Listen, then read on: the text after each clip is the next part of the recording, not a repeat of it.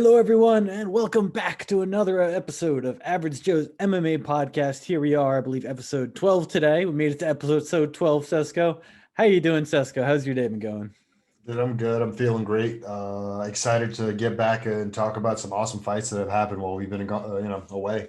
Absolutely. Yeah, this past month, I'm sure some of you have noticed we haven't been putting up too much content, but moving forward, we're going to be right back on track. It's just been a bit of a crazy month, and we're happy to get back into it. We have definitely been watching all the fights, though, so that's why we're doing this episode. We have a lot of insight to bring you. This episode's primarily going to cover everything since basically our last full episode where both me and Sesko were talking. So going to start at the Adesanya fight, move through the Ortega fight. We're briefly going to touch on this weekend's card, Khabib versus Justin Gaethje and Whitaker versus Cannonier. This is a huge event, but we're likely going to have another podcast later this week, so stay tuned for that. But to kick it off, let's just start it with the Israel Adesanya versus Costa fight, and then after we'll talk about Jan Błachowicz versus Dominick Reyes. But man, this was so different from how we both thought it was going to go, wasn't it? Like we both thought Costa was just going to march in there, win or lose. We thought he was just going to march in there and like really make a name for himself and show that he's a badass. He's the big muscly guy that could just overpower skinny Adesanya. But what we got was just, I don't think he maybe threw one punch. He only got some leg kicks in, got his leg chopped off and then KO'd pretty early because he just had no way to get inside of Adesanya. Yeah, I was honestly very disappointed. I didn't think the fight was very entertaining. I looked like Paulo just taunted for the entirety of the first round and just got beat up the second. Like, not a very good show, if you ask me. I feel like his game plan was to he knew it was 5 rounds. He hasn't been in a 5-round fight. Maybe he's like, I don't want to blow my load early. I want to show that I can work on those later rounds. But once his legs got chopped, he needed to adjust. He needed to go, all right, now I just got to make a move because if this continues, I'm just going to have no chance. I'm going to have no mobility because my leg's been chopped off. And he just didn't make the adjustment. And that was very unfortunate to see. A lot of talk, not a lot of show. And after the fight, he's asking for a rematch. And it's just like, you just got smacked. He made you look like a different level of fighter. Yeah, it looked non-competitive. And I don't know, like, even whose fault it was. I don't know why he behaved that way, like why he would step in and charge on Yoel Romero and not do that to Israel. So what I think it is, I think he injured his knee in training camp. There were some like Instagram videos or whatever of him moving around with his leg and like a knee brace all taped up, like the left leg, the lead one that Israel just tore apart. Okay. So I think Israel just messed his leg up like much more than he was expecting in that first round. And he just got overwhelmed in the second. But I mean, either way, dude, that's a poor performance out of like an undefeated challenger. You know what I mean? Expected a war, a showing. You know what I mean? Israel, to be fair, like the one time he did go in, he got KO'd. So who's to say that wouldn't have happened from the beginning? You're right. I thought his chin would have held up a little better, but he didn't get hit in the chin. He got hit in the temple. And maybe sometimes you just can't control what happens to your body after you get hit in the temple. So, and it wasn't a super competitive fight, but I think it shows Adesanya is the real deal. He's put away the world champion Robert Whitaker easily. And then easily puts down an undefeated, huge up-and-coming prospect. And he's still undefeated. Adesanya, for me, he's up there for the pound-for-pound best fighters right now. Probably top 3 with John Jones and Khabib. But we have to give credit where credit's due. Like, I think you and I both think that Yoel Romero still beat Israel at the age of, like, 42 or whatever he was, you know? Yeah. I'll give you that, but that fight – I mean, that was a very slow fight. And I agree he won. I agree he won. But the fact that someone could put away, like I think Whitaker's like a 3 or 4 time champ, put away in the second round, and then cleanly put away Costa, who's supposed to be a much bigger guy, and he knocked out both of these guys. Potential champions, knocked him out. So I understand what you're saying with the OL, but I feel like the Costa fight almost proves that he can prevent that from happening against the big, tough, strong guy. Maybe he changed his game plan. Maybe if he went back and fought Yoel again, he would do a better job. I don't know. Maybe look, he's a very special fighter. I completely agree with you like that. We haven't seen anyone like him ever in the UFC before. He beats people in ways like we just weren't sure were possible. He tears people apart that are much bigger than him. He's so skinny, dude. He's so freaking skinny. Like, I don't even know how he would move up to 205. The dude, he's not. I don't think he actually weighs like 205 to start with, which is crazier for a 185 pounder. I mean, he fought Paulo Costa. Like how much bigger is Paulo than anyone in 205? You know, like or how much is anyone in 205 really bigger than Paulo? Unless you're talking Well, about like a dimension giant like wise, Alexander Rakic. yeah, like dimension wise they are, but like as far as muscle wise, no one's bigger than him. He should be a 205 or potentially. And I think Right. he actually talked about moving up weight. I don't know if that helps him. I think he's doing just fine at 185 as long as he can make the weight cut. Maybe it's hurting him. Maybe it's depleting You more think of him so? than he like initially. Who knows, man? Like I know he says he's talented in the ability to cut a lot of weight, but that seems like a very dangerous claim in some ways. You know what I mean? Mm-hmm. Like think about like if you cut too much weight, you dehydrate your brain, you get knocked out easier. Like all those things come into play. So That's maybe true, but his that doesn't body is. affect whether you go in or not. And it may have been the injury, but regardless. Yeah, no, like I still think like I think he needs to be reasonable with his body and understand like if the weight cuts are depleting him more than he wants, whatever he needs to do to become like the better athlete and keep going. Because I mean, come on, he came in 13-0. He put on a lot of exciting performance. You and I loved his like social media trash and talk. I still do. To be fair, Right. like he did get his ass beat, but doesn't mean he's not a good fighter anymore. Right. He endeared himself to me during like the course of all this like nonsense. And I think like I hope his like spirit isn't broken. I hope like he comes back from this a better fighter, takes on some maybe a new up and coming riser, someone else, maybe Alexander Rakic is light heavyweight. I don't know, someone else coming up in the weight class. I'm worried that it may have broken him. The fact that he's calling for somewhat like a rematch over and over, you'll see fighters that just they take their first loss and that they just can't recover from it. And I know he's lost before, but he hasn't lost professionally before, so it's going to be a big moment for his return. A lot of it, like it's going to be a make it or break it. Like I see him if he doesn't do well in his next fight, I don't think it looks great for him. But if he comes out and does what he did up until the point of Adesanya, I think he's going to get his title shot again eventually. Right. I mean, look at Francis. Francis just keeps like knocking people out. Like he's been the number one contender for like 3 years now. Like even after losing to Stipe, no one else can like really challenge him for that like number one spot. That's such a sad story too, because like he's been on the sidelines for like years at this point. Like he'll fight every once in a while. He'd be in there for like 10 seconds, beat the shit out of another giant guy, and he's just like, all right, what's next? When do I fight next? But that's a story for another time. Back on topic. Yep. I hope that like Paulo Costa goes down a similar route. You know what I mean? Come back, like just do what you do. Like you don't have to change your strategy, charge into people and punch them in the head. Like just do it with more veracity. Do it with like another level of like athleticism or something like that. I thought he was going to be immune to Adesanya's feints. That's where I thought like he would really thrive. Like the fact that he's just going to go in. He's not really going to feint you. He's not going to care about your feints. He's just going to go in. Mm-hmm. But he's just waited. I wish they could redo the fight. And from the beginning, he's like, I'm just going to go in no matter what. 50-50, right. Who cares? I'm just going to go in. I would love to have seen that fight. I mean, I think that's where he had his highest chance, like realistically. You know what I mean? Like he's not winning a 5-round fight with Israel Adesanya. If that fight went 5 rounds, like he would have his career ended from brain damage. Let's be honest. He would have been torn or exhaustion. Apart. Yeah, his knee would have been snapped. None of it would have gone well. You know what I mean? He should have just, like you said, blown his load. Just give it all you got, son. You know what I mean? You might overwhelm him, put him up against the cage, and throw 50 punches, see if one lands. Yeah. And with that, we'll hop into the next fight on that same card, the Jan Błachowicz versus Dominick Reyes. Wow. Jan Błachowicz, yeah, right. Here's the thing. We both, for the listeners, you guys know this, of course, we both picked him. We both thought he was going to win, and all of the analysts said that Dominick Reyes was going to win this fight.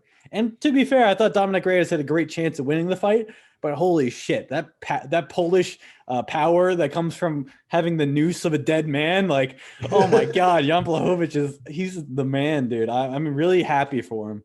And when I actually saw a video of him after he went back to Poland after he won, like everyone in the airport was surrounding, and it's just such a small country, but everyone in the community was like so happy for him. I'm really happy for the dude. I think he's not the biggest personality. So if you're really into personalities, he's not going to be your guy, but he's so strong, and he's been on one of the best like comeback streaks I've ever seen. I think he was like 2-4 to start his UFC. No, he was 4-5. 4-5, and then he just dropped 4 out of 5 rather. Okay, and since then he's been like 8 for 9, which is just craziness. Beating someone like Dominick Reyes, who was undefeated at this point and almost beat John Jones. I and you and most people I've talked to think he beat John Jones. So we have this dude. He's a powerhouse. And then what's here, we could talk about the fight, but I also want to mention it's so funny that Israel Adesanya said he actually wants to take on the 205 belt. And John Jones is no longer there, even though he's wanted that fight for so long. I just think that's a funny point. But what did you think about the fight?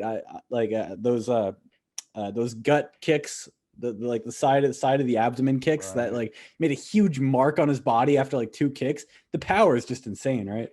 Yeah, I think if you look at Jan Blachowicz' body, like he has such like a wide frame and such long legs. You know what I mean?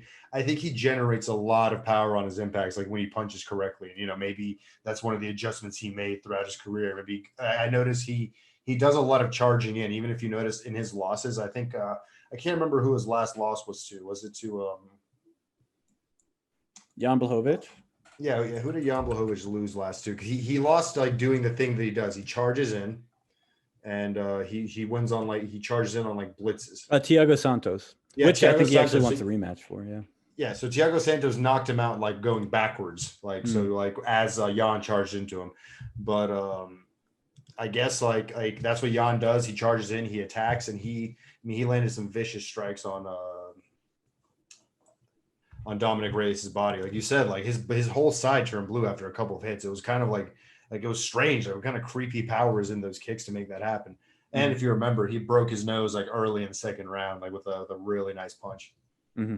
And what's interesting now, I'm just seeing this. He's actually had performance of the night out of his past like 10 fights. He's had like performance of the night 5 times.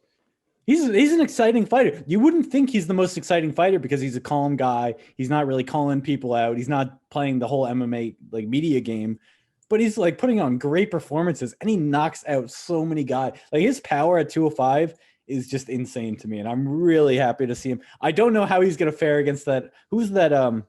The Rochix dude that beat Anthony Smith. That dude, I think he's actually has a chance of becoming champion. But besides that one guy, I think Jan's king right now. And John Jones, who knows with that fight. I think John Jones 10 years ago was like completely unbeatable, or like even 5 years ago. Or, I would say 5 because at 10, when he had no experience, he was really, really good. But I think a few fights in, he really, really hit his stride. Right. So like I think past John is like still like an unbeatable entity in the idea of MMA. You know what I mean? Throughout the history, I don't think there's anyone you could have matched him up against that he was going to lose to at that time. Currently, though, man, I don't know. Like I think I don't think John has the power to knock out Jan Blachowicz going backwards like Thiago Santos did to him. That seems to be the only like real thing that's been causing him issues. As long as Jan can like charge in on you and like if you're going backwards, like that's perfectly fine for him. He'll just throw his kick out there and a nice like long attack. Yeah, I don't know, man. I think Jan's like king of the hill. But then, like you said, Rakic is in there. And Rakic is coming soon, dude. Rakic put a beating on Anthony Smith. And he did it like just to basically assert that he has like ground game as well. If you remember. Just to make when someone does a certain style of fighting just to prove a point, you got to be like, holy shit, this guy's going to be a problem. But back to the John Jones thing quickly. I actually think John Jones has a really good chance because how long he is, how he's able to keep range.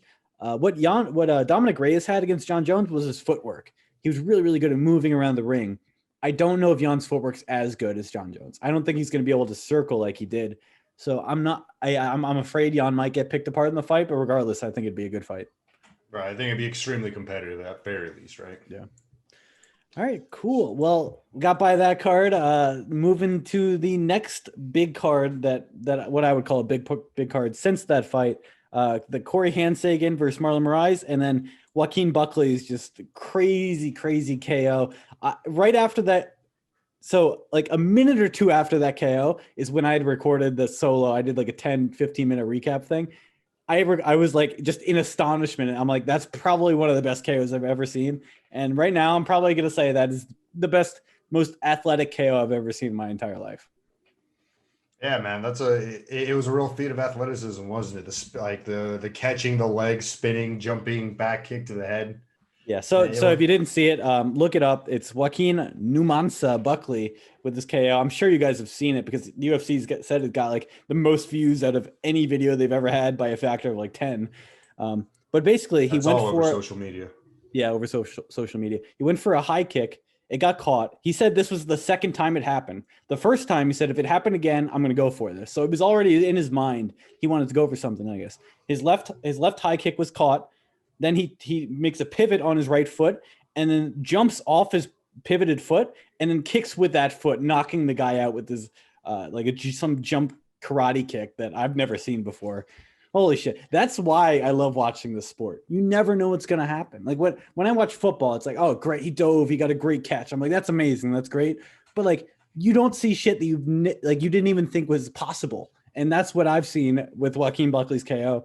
I heard in an interview, he's a really, really humble guy. He was like, yeah, Tyrone Woodley actually wouldn't train with me before. I wasn't a big enough name. He's like, but look at me now, baby. So I'm really happy for the dude. I think it's excellent for him. And I think it's going to be the KO of the year. I hope so.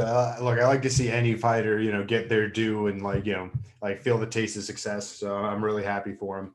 So I watched the kick a few times, a bunch of times, like everyone else. Like I said, it's all over social media, and I watched it in slow motion. So his opponent, I can't remember, his name is escaping me right now. His opponent blocked the high kick absolutely perfectly. It kind of shocks me when I watch it in slow motion that he allowed him to spin all the way around and throw that kick into his face, because he blocked the high kick with such perfect technique and timing. Yeah, I mean, I think his name was Impa Casagana. Right. Yeah, who was a champion attitude about it, by the way. You know what I mean? I think he congratulated Buckley afterward or something like that. So you love to see the sportsmanship, the no love lost between the guys. That's a good point. Really knocked out. Because if you get knocked out, when you're joining the UFC or an MMA fighter, there's potentially a chance you get knocked out in spectacular fashion, and that could just kill you. This dude's been played on the internet potentially 100 million times. Everyone's seen him get KO'd. That sucks. But afterwards, he was, like you said, he was very humble. He was great. He talked to the guys, good job. I mean, I honestly want to see that guy fight again. Up to that point, it was a competitive fight. Like you said, he blocked it properly. How are you supposed to expect something you've never seen before coming? Right. How many fighters in that? My question is how many fighters in that position, champion or otherwise, would have prevented that from happening? Would have even thought that was a possibility? I don't know. So I feel like we can't take away from him. I think we just have to praise Joaquin Buckley for the amazing feat he was able to put on. I completely agree. And I hope to see him fight again soon. So Joaquin Buckley was actually lost to Kevin Holland in a short notice fight earlier this year. So he's 1-1 the UFC now, he lost against Kevin Holland, who's streaking and is a spectacular talent right now. He just had a spectacular KO. So I hope he has a good next step coming forward, I think he wants to run it back, which makes sense just hype wise. Why wouldn't that guy want to reface him? Because he beat him before, and now this guy's got a lot of hype you could take from him. That's what this game is. Someone has hype, you beat them, you take their hype. At least a large portion of their hype. So yeah, that's gonna be great to see. But on that same card, the overshadowed KO was Corey Sandhagen versus Marlon Moraes. Going into this fight, I thought Marlon had a good chance of beating Corey Sandhagen. I didn't realize how fast Corey Sandhagen was and how much he was able to keep distance. Marlon Moraes was throwing bombs, but he was just shorter and he couldn't actually get to Corey Sandhagen, so he was just picked apart. Yeah, I saw Corey Sandhagen fight for the first time sometime last year, I think, and I remember I'm thinking he's someone special, He's got a lot of speed. He's got a lot of length. He's got a very wide variety of techniques, a good record. So he lost to Aljamain Sterling earlier this year. He just got choked out in the first round by some kind of crazy move that Aljamain did, and good praise to him. But I think Corey Sandhagen has if that weird chokeout doesn't happen, I think Corey Sandhagen makes that fight very, very competitive. I think he's a very good fighter.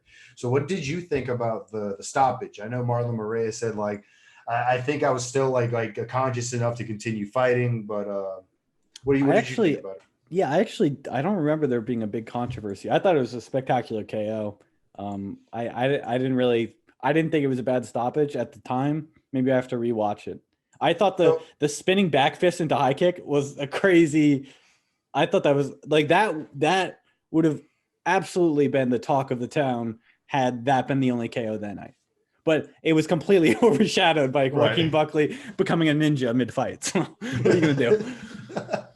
Yeah, I think Corey Sandhagen had knocked him stiff, then maybe he would have gotten that kind of attention. But if you look, Marlon Reyes lands on his butt, puts his hands up to defend, and I think he eats a little bit of ground and pound. The referee steps in, but I think he might have been able to continue. Who Okay. knows, by the way? He didn't complain about the stoppage per se. He understood why the referee did it. The fighters have to understand it's not like it's not necessarily the referee's job to know whether or not you can continue. It's all based on appearances. Like, do you look like you can keep on fighting, you know? Yeah, and I just rewatched it. It's so close, but I would say it's fine. Yeah. Maybe they could have let it go for a few more seconds, but it's not one of those fights where you're like, oh, the fight was so close up until that point where it would have really mattered. I think Corey just had a strong grasp on this fight from start to finish. So, regardless, I think it proves Corey Sandhagen's a top contender. He lost to Aljamain Sterling, who's fighting for the title. So he's really up there. I think he talked about how he's been using sports psychology and a sports psychologist to really get in the zone. He says, like, find a balance. So he's not like putting out too much energy or putting not enough energy into the fight. He said there's a perfect equilibrium he has to be at to fight his perfect fight. And it seemed like he was pretty perfect out there. So maybe even at an Aljamain Sterling, if he wins the title, that rematch would be great to see. I mean, I think if Aljamain does win the title, like Corey Sandhagen is absolutely the next name to come up, or whoever, even maybe the next to fight Peter Yan, who's a ferocious competitor at the weight class. Oh, Peter Yan, that dude scares me. Like he's one of those Russian dudes that you just don't want to fuck with. He's probably in a gang at some point. Like, he has such heavy hands. Like you see people just crumble beneath his strikes. Like you saw what he did to Jose Aldo, just had him on the ground, like helpless getting hit. And Jose Aldo's not washed up. Like he's lowered his weight classes, but he's still been making strides, being very competitive at the highest levels. So I completely agree with you. I think Jose Aldo lost a decision to Marlon Moraes last year sometime, but I think like an argument could be made that he won that. I think he competes at the very highest level still. Just had because when you're at that level of like kind of like almost legendary name, you're only facing the top talent there is. So, like, who are you really losing to? Peter Yan, who's an absolute monster? Like, is that really like a knock against your record? And then that's like the same thing that happened with Tyron Woodley. It's like, yeah, Tyron Woodley's lost his last few fights, but every fight that dude's had has been like a killer fight. He's not facing slouches. So you're right. You can't take it off. But from the audience's perspective, unfortunately, that's just what's going to happen. You lost, and you can't really step down in competition. It's a weird thing in the UFC. It's like you build your way up. But as you go down, your level of competition doesn't necessarily go down. Sometimes it actually goes up. You're facing the top contenders coming up, or you're facing those title contenders that are already there. All right. Well, cool. Do you have anything more to say about those fights at this point? No, I think I'm ready to move on to the next one, which was this last weekend's card, right? Yeah. So Brian Ortega versus Chan Sung Jung. By the way, I didn't even know the dude's name other than Korean Zombie, but it is Chan Sung Jung. He likes to be called Korean Zombie, though, so I'm going to keep calling him that, but I should probably at least know his name. So, but that fight, my God, Brian Ortega was a completely new fighter. Going into this fight, everyone thought, great, this guy's good at jiu-jitsu. He's going to try to get you down to the ground by any means necessary. Look what happened against Max Holloway. He tried to stand on the feet, couldn't get him down, got picked apart. Had to spend years off getting surgery because that's how bad the damage was. Completely reinvented himself. He was throwing spinning elbows. Like this is something you would never see from like a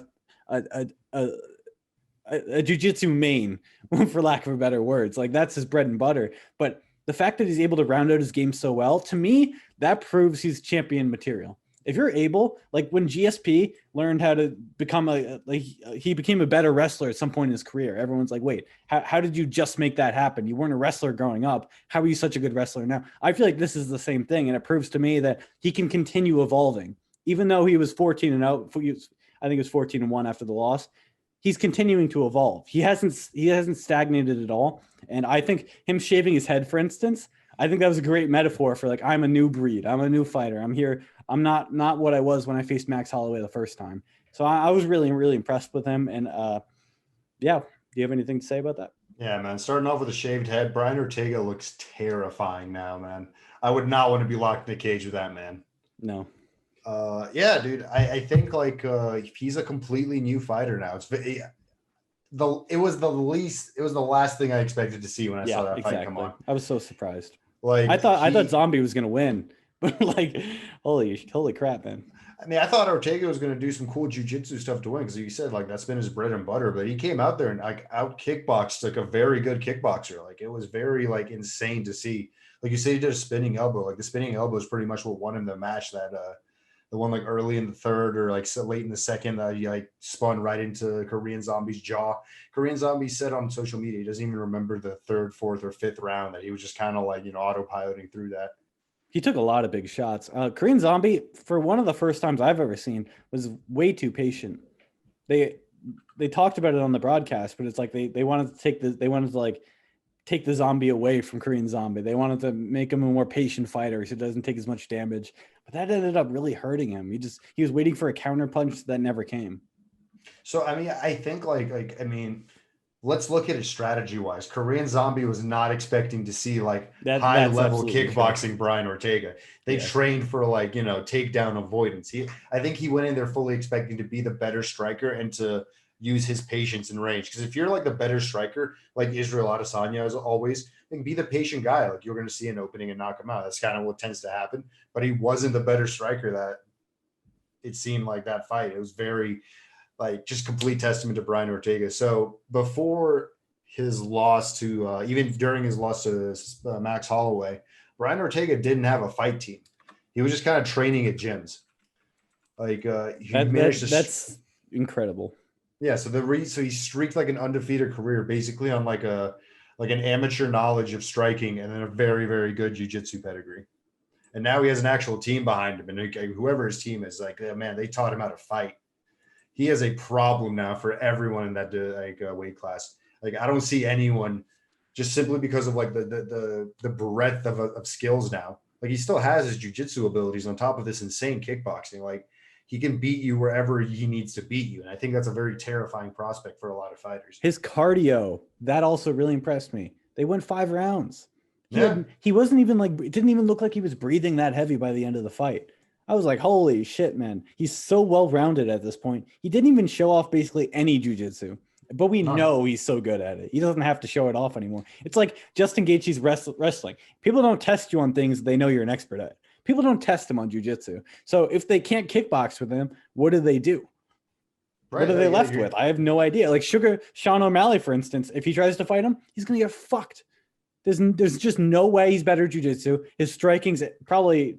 Maybe his striking's better, but it's too close. It's too close for Sugar Sean probably to take that one. I mean, let's talk about Brian Ortega, who has insane durability as well, by the way.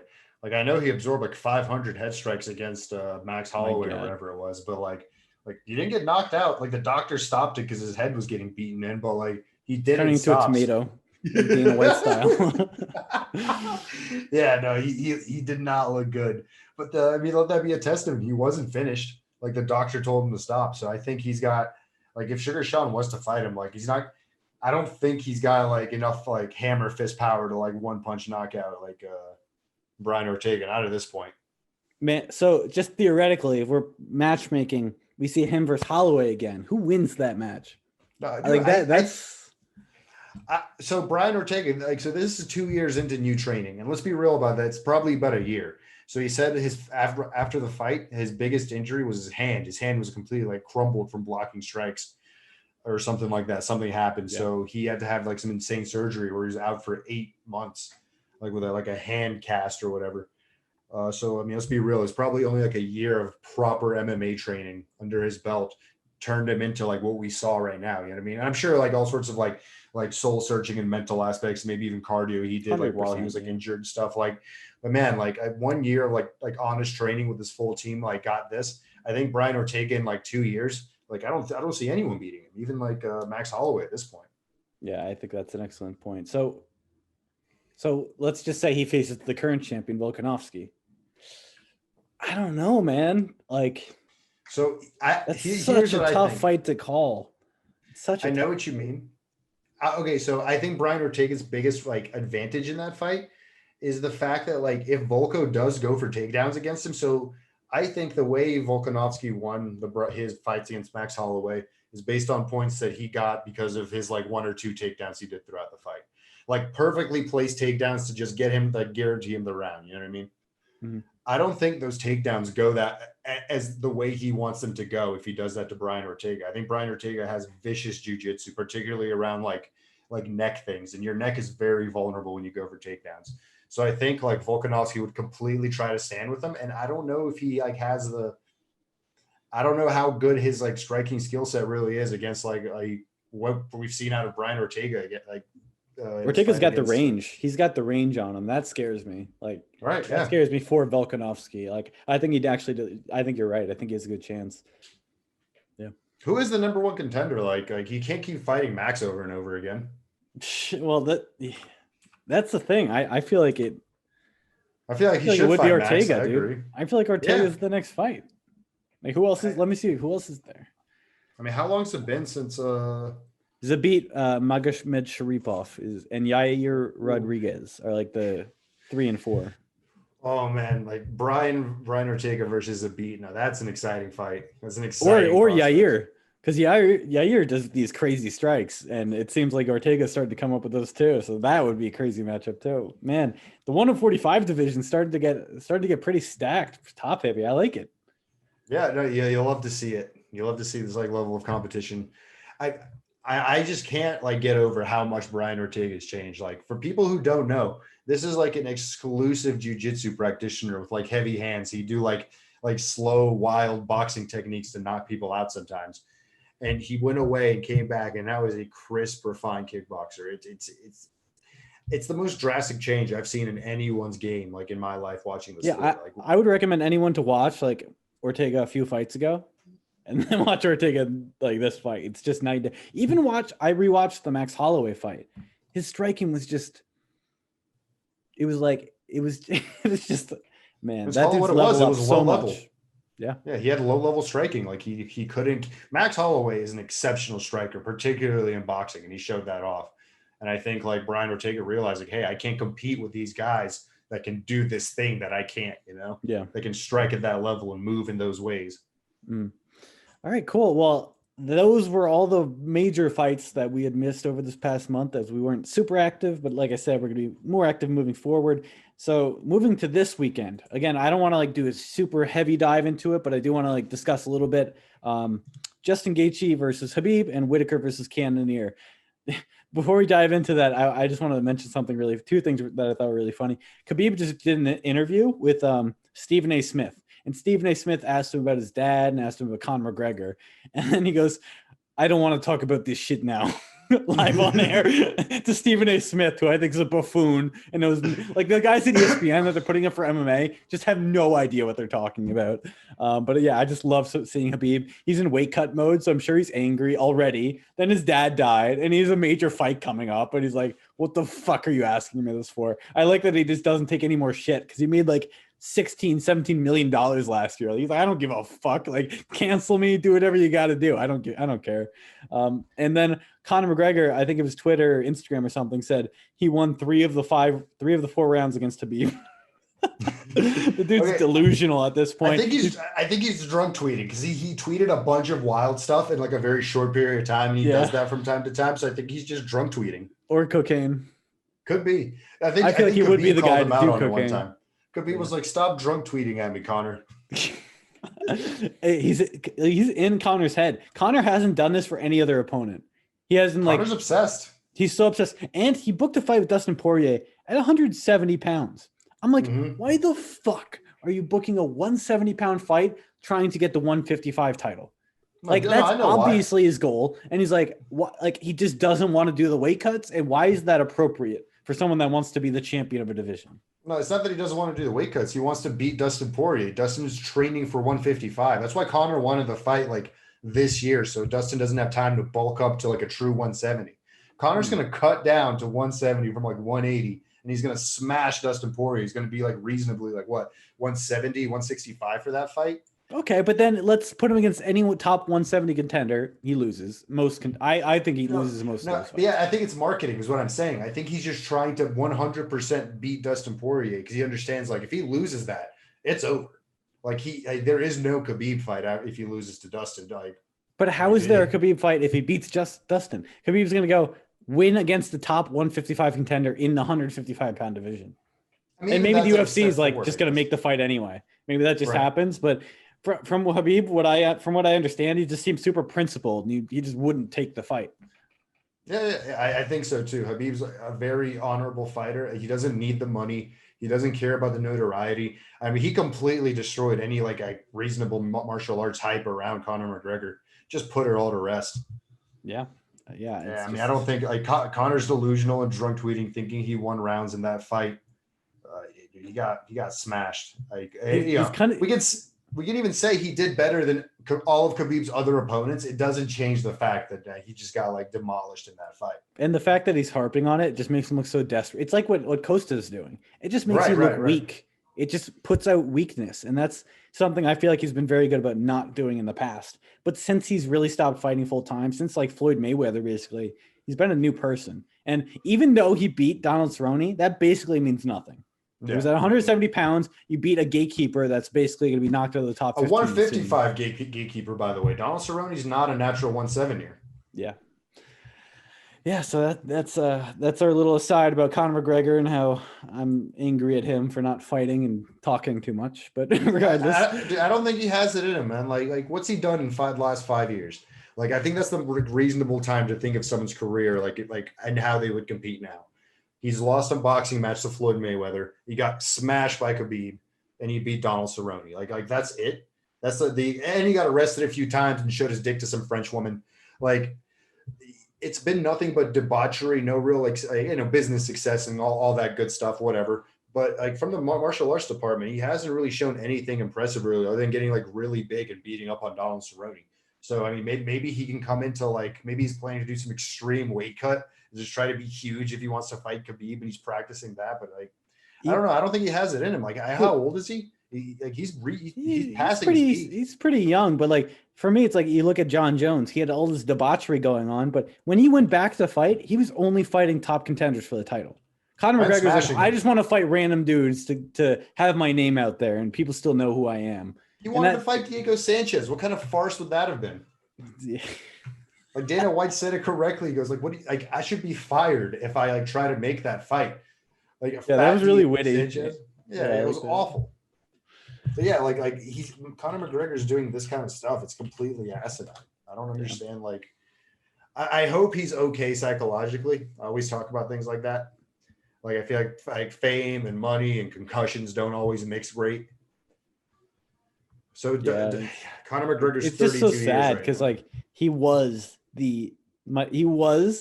not Michael Jordan caliber, but Michael Jordan fame. Like he was the face of MMA, and now he's just kind of I don't know, whatever. So the last thing I'll say about Conor McGregor is he's a mouth of a character. Like he garnered himself all of the success and attention through his actions and the way he talked to people and all these things he did. I mean, which is great. Kudos to him. I'm glad. The thing about talking a big game is eventually the game will come to you. You know what I mean? Like look at Chael Sonnen. Like he talked his way into insane fights that he had no business being in. Whether or not he got smashed or not, doesn't matter. He can talk his way into these things. So even the opposite's true. If you are claiming you're the best, even if you are the champion, you're inviting insane level talent to come take you on. And that's what happened. The best of the game got brought to him. He couldn't handle it. And Khabib's the champion. Khabib beat Dustin Poirier pretty handily. He's going to fight Justin Gaethje in a week, and I'm super excited for that. But he's also he hasn't had any issue. He goes, yeah, whoever's the next guy is, whoever is in line to fight me, whoever's earned it, bring it on. I'm ready to fight then. I think all his only fight constraints are his schedule around fasting and Ramadan. I can't imagine Conor McGregor's been training too much either. If he has, it's been intermittently. So he's not been consistently training like some of these other guys. I feel like once you're in your prime, you have to capitalize. That's when you have to take advantage. That's when you become champion and make everything. But maybe in his mind, he's already done everything there. So he doesn't really have the urge to make it all happen again. So, and if that's the case, that's fine. But stop saying you beat Khabib in 3 out of 4 rounds. It's bullshit. You were on your back 90% of that fight. That's a joke. Oh, you hit him while you were on your back. Congrats. Does that mean you won the round? Get out of here. He also got hit a lot on the ground. Yeah, I don't know what kind of training Conor McGregor's doing, but he's not living in the mountains of Dagestan, running around and, training with his psycho cousins. It's hard to get up when you have silk sheets. So, yeah. I mean, that is what it is, dude. You go up the stairs in wooden shoes, you go down the stairs in silk slippers. The fame destroys you. It's true. Well, it destroys you, but it just means you don't really have to strive for more. I have a feeling he's going to be one of those guys. I personally feel like he's going to end up like a Floyd Mayweather, where he needs money fights because he just blows through it. I don't think he has any kind of control over that at all. I don't think his business is going to be super successful because his name's just not what it once was. Like, who buys Proper 12 because they're a huge Conor McGregor fan? Like, I've had it once. I've never had it, and I have no urge to have it, especially since he's just out of the game basically. So, all right, well, that's enough with Conor McGregor. Let's dive into our final topics, which is going to be the fights this weekend with Whittaker, Cannonier. Do you think Whittaker wins this? Do you think Cannonier wins? So it's hard to say. Robert Whittaker looks great coming off. Like, he's had plenty of time to recover from his duels with Yoel and the knockout from Israel, which I think you honestly need. Like, if you take a lot of damage, you need a lot of time off to recover from that. I think he's got a very, very solid chance. In fact, I think I'm going to lean towards him being the favorite against Jared Cannonier, who's an amazing athlete, an amazing prospect. I think Robert Whittaker just has it's not like Jared Cannonier is going to be that much bigger than Robert Whittaker if there is any sort of size discrepancy. So I think this concept of power is pretty equalized. Robert Whittaker's shown that he knows how to hit people pretty hard, right? So the power may be equal. I will say Whittaker's chin is just nowhere near what Cannonier's chin is. I that's the one question to me. It's does Whittaker's chin hold up, or does he go in there with Adesanya and he gets clocked once and then he's basically done? Because I think he has the footwork and the speed to win against Cannonier. I really think he does, but Cannonier is just so strong. The dude was fighting at heavyweight, knocking guys out. That's insane. I think he does have a slight size advantage, but we've seen the fact that Whittaker has taken out Yoel Romero twice. He can face that really tough, strong guy. I just really hope his chin's there. If it is, I think he wins the fight. If it's not, I think Cannonier finishes him. I mean, I think Robert Whittaker showed us that his chin is at least in some part recovered, in his last fight against Darren Till. Darren Till's no slouch when it comes to hitting people. So I think Robert Whittaker showed, I think that fight went to decision. I think it was a 5-rounder because it was a main event probably, right? Yeah, and I think you're right, but this fight is 3 rounds. Oh, Yes, and that's another factor. Whittaker can't just tire him out. He's got to make work happen in those first 3 rounds, which I think he'll be able to do. But many of his last few fights have been main events or title fights, so they've been 5 rounds. He has to make that adjustment. I think the biggest difference with going down to 3 rounds from 5 is going to be the first round, because the first round of a 5 round is often pretty lax for both fighters because they know they have a long fight ahead of them. The first round of this fight, I think, is going to be fireworks from Jared Cannonier trying to put his hands on Robert Whittaker. Yeah, I agree with that. And then on Justin Gaethje versus Khabib, the fight that we've all been waiting for, will Khabib be taken out and lose his undefeated status? He's 28-0. He's 2 more fights to get 30-0, which is him and his father's dream. So it has a lot of stakes. Justin Gaethje, super humble. I really like Justin Gaethje as a person. He just seems like a really, really nice guy. I think he has a degree in social working. That's his shit. Good for him. He seems like a great guy. He is some of the best takedown, some of the best. What's it called? It's really hard to keep him down on the ground. He's only been on the ground. Yeah. Not takedown defense, scrambling. You can take him down. The thing is, when he's punching and striking, he's not preventing the takedown. He's not being super technical where he's keeping range so you can't get a takedown. He doesn't care if you take him down. But against a guy like Khabib, can you do that and survive? I have no idea. I think he'll be able to get off of the mat on the first few takedowns, but I think eventually it's going to wear on him to a point where Khabib's going to probably take him out. I think Khabib has established himself as such a dominant champion that Justin Gaethje just has to I think Justin Gaethje has to form his game plan around Khabib more than Khabib has to form his game plan around Justin, if that makes sense. And Khabib's that's the case, yeah. Yeah, Khabib's going to do exactly what he's always done, what he's done to all of his opponents to extreme success. He's going to go for the takedown. He's going to do a lot of very complex, high level wrestling to keep you down. The difference between Khabib and most other wrestlers, once Khabib gets you down, the game has just started. Then he's working for your hands. He's wrapping his legs around you. He's shifting his weight. He's pulling you around. He is a very, very dynamic wrestler on the ground. I think that's the difference between what everyone else has tried against Justin Gaethje than why Justin's been able to scramble away so much. I don't know because I think what we're going to see out of Justin Gaethje is you're going to see what most people have been kind of training to handle Khabib. You have to learn how to do fence against your back kind of work. be able to like wall walk your way up. Like kind of like, let's be honest, kind of what Conor McGregor did. Conor McGregor had the right idea of how to fight Khabib. It's just so hard to like actually like execute that though. But the one difference I think is, I think Justin Gaethje has the confidence to get up once he's been taken down. And I also feel like he won't be as easily pushed towards the cage. I think he'll be able to sprawl a little more on the ground and maybe prevent that from happening a few more times. He's emphasized that he wants to do leg kicks and slow down Khabib, do like 5 leg kicks. He's compromised. I could work from there. The problem is Khabib keeps range. Like, you're not going to be able to leg kick him. He's going to be able to shoot farther than you can leg kick him. Do you know what I mean? I don't know how he's going to be within range to get leg kicked. Do you have any thoughts on that? Yeah, I mean, I think like leg kicks could certainly do a lot, but I mean, unless you can like damage his legs to the point where he can't throw takedowns, I think that's like the critical point. If you can stop him from being able to like charge you, then you're good. I don't know if that happens. Because like the way Khabib fights, it's not like once people go down, that's where they stay. Very, very few opponents have actually been able to get back up off the ground like through the round. Like most times, like once Khabib gets you to the ground, that's the round. Like that's where you're going to be. But it's possible. Like Alec Quinta, I think, was able to get up a few times. So I mean, you never know. Like, but even though he managed to get up, he didn't like compete or anything like that. It was just a series of Khabib taking him down over and over again. And I don't think like Justin Gaethje can't win a fight doing that. No, I think so. The reason I'm worried about Justin Gaethje is he has such high confidence in his wrestling, but how much does he train it is what I wonder. Because he's been like doing a lot of like good work with his striking. He plans to win this fight striking. How much like just raw training and experience on the mat does he have compared to like Khabib, who like that's his bread and butter. That's what he's training every day. He's training how to scramble over, how to pass your guard, how to get you in the Dagestani like handcuff and get your arm behind your back. Like he's working that every day. Like I'm just wondering like how much work is Justin going to put towards like directly attacking that, or if he's just going to try to focus on like using the cage and stuff to kind of navigate like everyone else has. And historically, people have just shied away from trying to even attempt to take down on Justin Gaethje. Right. So he's like, why should I train takedowns when people aren't even trying? And I looked at a bunch of his previous fights, and he hasn't really faced wrestlers that are better than him. So he's never faced someone that's even wanted to try to attempt to wrestle him.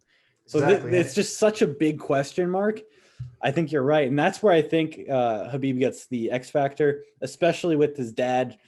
Like, it's so sad that his dad passed away, but I'm sure Khabib's going to like utilize his dad's energy somehow and just annihilate. So yeah, I see Khabib taking this one, but if I were going to give the Average Joe seal of approval, I think if we're going to do the podcast later this week, we'll do that as well. But I would personally give it to Justin Gaethje. I think he's such a good guy.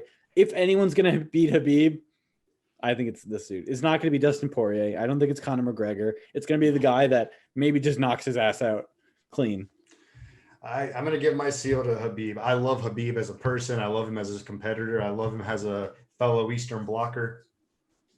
Yeah. So totally. And look, here's the thing. You can't bet against the undefeated guy. You know, it's true. Like you just can't, because like we've maybe seen a few chinks in the armor, but no one's gotten through. So you can't, like, that's why I'll give him a seal of approval. But if I'm betting on this fight, I'm betting on Khabib. You just can't not bet on him. Just given his track record, given the fact that Justin Gaethje, good wrestler, hasn't really used it a ton. If Gaethje had been using his wrestling the past 5 years more, I would be like, whoa, this guy, maybe he's at that level. Maybe he's the American Khabib with some heavy hands. I don't think that's the case. Yeah, that's what I'm saying. I think he's just been training his like devastating striking the last like look at his fight against Tony Ferguson. His striking was very crisp and on point there, but what you sacrifice to get that amazing striking is sometimes like a little bit of practice on your ground game, which like something like wrestling needs to be practiced and felt and understood. You know what I mean? To have your body be able to do those things. Not only wrestling. What about like jiu-jitsu? Like, does he know how he's supposed to be maneuvering when Khabib puts him in these weird positions? That's another big deal because he spends so little time in the mat.